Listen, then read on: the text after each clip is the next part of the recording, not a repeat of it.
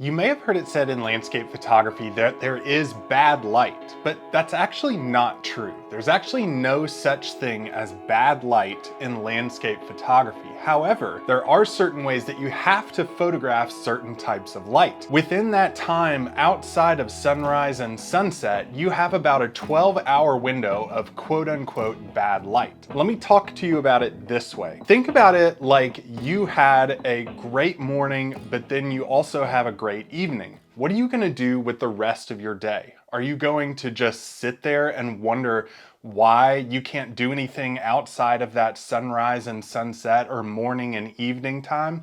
No, you're going to try to make the best of it. That's why you have to understand how to photograph bad light and how to do it properly. So when you get into landscape photography, you're really going to identify with sunrise and sunset because that is honestly the most beautiful time of day. When you get the sunrise, when you get the sunset, you're getting a lot of golden and orange glow all over the landscape so that you have even light dispersed, but you're also getting some beautiful skies to photograph and some great intimate scenes that you can photograph too. Now, what happens with the time outside of that? You have a lot of bright blue skies, you have a lot of harsh shadows that are all over the landscape that are really cluttered and confusing when you're not looking at it properly. So what do you do with these things? How do you photograph outside of that beautiful time of light that we all know and love as landscape photographers?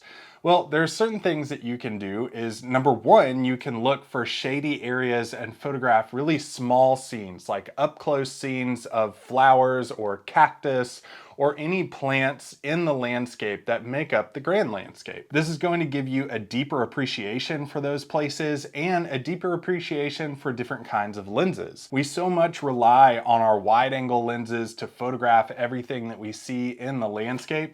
This is going to help you switch it up to those 70 to 200 lenses, a 35mm lens, a 50mm lens. All these lenses are going to be your best friends when it comes to these kinds of scenes. I actually love photographing cracks of mud in the desert Southwest. It's one of my favorite things to do, but I'm able to do it with these kinds of lenses and not only focusing on using my wide angle lens. What about if you have scenes outside of those shady bits? Well, you can do something called an abstract photo. An abstract photo uses those shadows and lines to help you create photos that don't really have a subject necessarily, but as a photographer, it can help you to create something in your imagination that can make you say, I wonder what I can do with this line, with this shadow.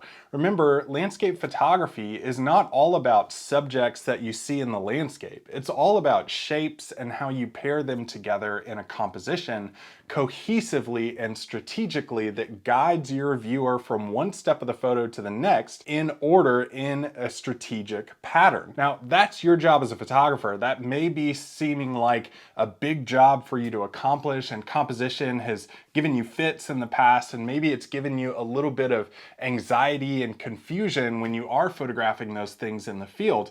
I want to put that to rest. Real quick, I'm going to get to the third tip in this video, but first I want to tell you about Landscape Photography University. Becoming a member especially is going to help you with that composition side. We have hours and hours of instruction and over 13 courses right now that you can sign up for with a free 7-day trial. So be sure and click the link below in the video description and in the pinned comment to try out your trial right now. That's going to help you conquer your confusion of composition and really take photos that you love. Now, tip number 3 is this: try out black and white photography. I just mentioned in Landscape Photography University all the courses that we have. We have a course specific to black and white photography that would be phenomenal for you. So many times, and raise your hand if this is you, you take a great photo in the field, but then you say, well, it's not really coming together with the color. I'm just going to switch it over to black and white and see if I like it. That's okay at first, but